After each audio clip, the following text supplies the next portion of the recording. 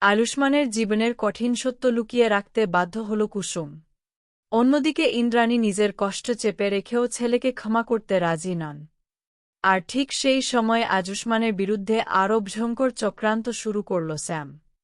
আমরা এমনটাই দেখতে পারব আজকের পর্বে। বিস্তারিত জানতে ভিডিওটি দেখতে থাকুন। শুরুতে দেখা যায় কুসুম আয়ুষ্মানের জন্য খাবার পরিবেশন করতে ব্যস্ত। কিন্তু আয়ুষ্মানের মুখে তখন অন্যরকম কষ্ট। সে জেনে গেছে কুসুম অন্যের বাড়িতে রান্না করে সংসারে সাহায্য করছে। কুসুম প্রথমে বিষয়টা আড়াল করার চেষ্টা করলেও আয়ুষ্মান স্পষ্ট জানিয়ে দেয় সে সবকিছু জেনে গেছে। নিজের অক্ষমতার জন্য কুসুমকে এত কষ্ট করতে হচ্ছে, এই ভাবনাতেই তার মন ভেঙে যায়। সে বলে নিজের কষ্ট সে সহ্য করতে পারবে, কিন্তু কুসুমের চোখের জল নেয়। কথাটা শুনে কুসুম খুব শান্তভাবে আয়ুষ্মানকে বোঝায় এই সংসার শুধু একজনের নয়, দুজনের দায়িত্ব সমান। তাই একজন যদি বিপদে পড়ে অন্যজন পাশে দাঁড়াবে, এটাই তো স্বাভাবিক। কুসুমের এই কথাগুলো শুনে আয়ুষ্মান আরও অনুপ্রাণিত হয়ে যায়। তখনই সে একটি বড় সিদ্ধান্ত নেয়। সে জানিয়ে দেয় এবার থেকে কুসুম আবার পড়াশোনা করবে। শুধু সংসার চালিয়েই নয়, নিজের পায়ে দাঁড়িয়ে একজন সফল মানুষ হিসেবেও নিজেকে গড়ে তুলবে। কুসুমও রাজি হয়ে যায়। তবে সে বলে সংসারের সব দায়িত্ব শেষ করে সে মন দিয়ে পড়াশোনা করবে। এরপর আয়ুষ্মান কুসুমের চোখের জল মুছে দিয়ে তাকে জড়িয়ে ধরে। কিন্তু কুসুমের মনে তখনও ভয়। কারণ সে জানে দিনের সব ঘটনা আয়ুষ্মান দেখে ফেলেছে। অন্যদিকে আমরা দেখতে পাই গাঙ্গুলি বাড়িতে ইন্দ্রাণী আর রাজের মধ্যে গভীর কথা হচ্ছে।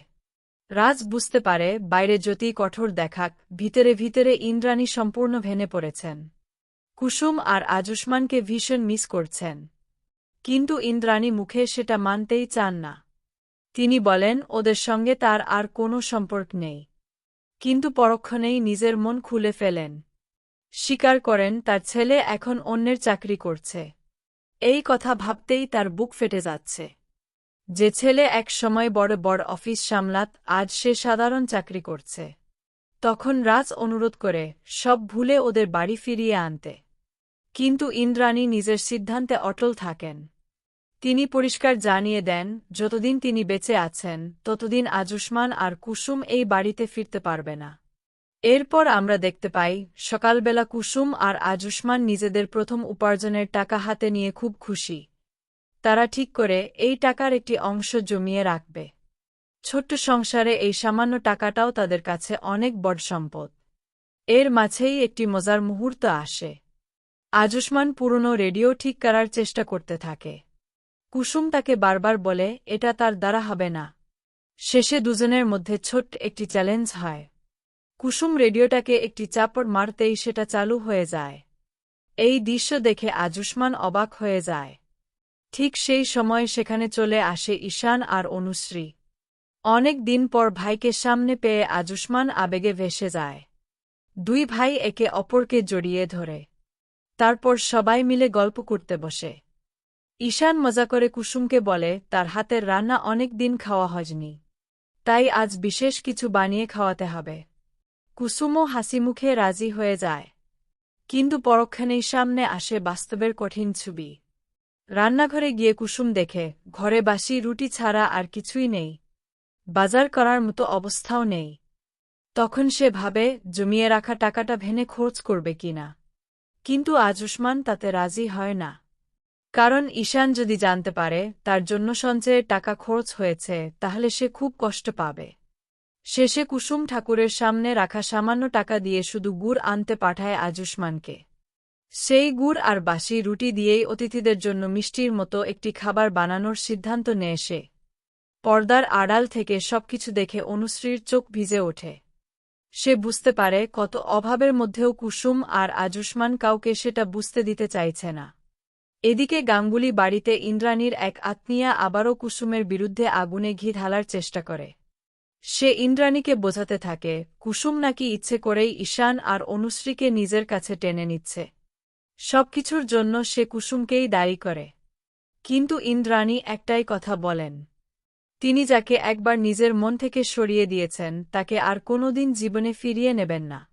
অপরদিকে স্যামের বাড়িতে শুরু হয় নতুন ষড়যন্ত্র।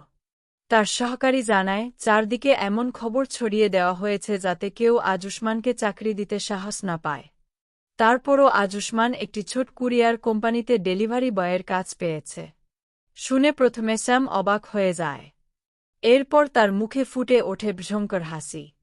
সে বলে, এত বড় কোম্পানির প্রাক্তন সিইও এখন মানুষের বাড়ি বাড়ি ডেলিভারি করছে। এই দৃশ্য সে নিজের চোখে দেখতে চায়। শুধু তাই নয়, ইন্দ্রাণীকেও এই অপমান দেখাতে চায়। তাই এবার আর সঙ্গে সঙ্গে আজুষ্মানের চাকরি খাওয়ানোর নির্দেশ না দিয়ে নতুন পরিকল্পনা করতে শুরু করে শ্যাম। শেষ পর্যায়ে আমরা দেখতে পাই, কুসুম খুব যত্ন করে নিজের হাতে বানানো সেই সামান্য খাবার ঈশান আর অনুশ্রীর সামনে পরিবেশন করে। সবাই মিলে গল্প করতে করতে ঈশান আজুষ্মানকে তার নতুন চাকরির কথা জিজ্ঞাসা করে। কিন্তু সত্যিটা বলতে পারে না আজুষ্মান। ভাইজের কষ্ট হবে ভেবে সে মিথ্যে বলে সে নাকি একটি নতুন প্রতিষ্ঠানে ম্যানেজারের কাজ করছে।